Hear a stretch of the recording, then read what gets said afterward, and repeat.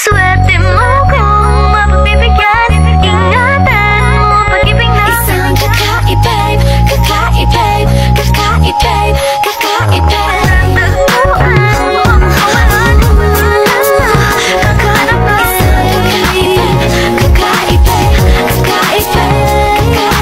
Simple, walang arte, prende lang siya lagi. Pagkakasundo ng puso't utak nyo ay grabe. Kayang sumabay sa trip ng inyong tropa. Siya payat ang makatatala sa'yo sa dota. Di ka pahihirapan pa akyatin ligaw kahit ang kaya mong ipakain na nga isa. Huwag kang magkakamali na pag-isipan siya ng chick. Wala lang talagang kaso sa kanya kung mag-jeep. Marunong maglaba kahit wala sa itsura.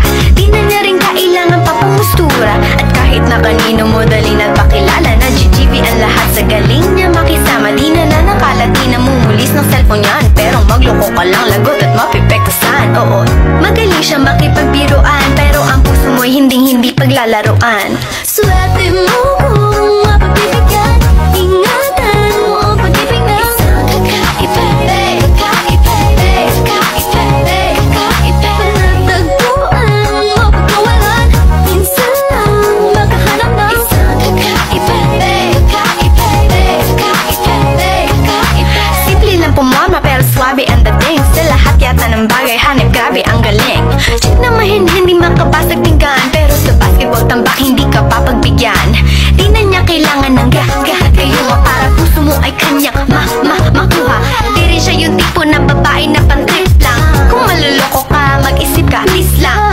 Ang ganda niya'y sapat para mapakanta ka ng sila ang lahat. Okay lang yan pat, siguro kulang ka sa talino kung sa kanya'y di tapat. Na madali siyang palitan na papatunay to na kailangan ng tabasan mga sumay mo, kundi hindi siya nararapat sa buhay mo. Swerte mo, swerte mapagbibigyan.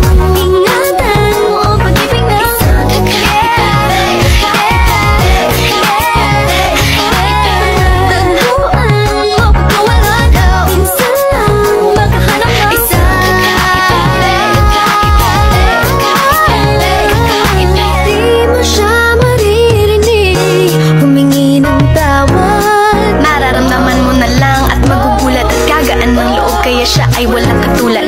Di siya yung babae na masasabing tipikal, dahil mismo ang ugali at ganda sumatotal. Ang buo niyang pagkatao ay higit sa pisikal.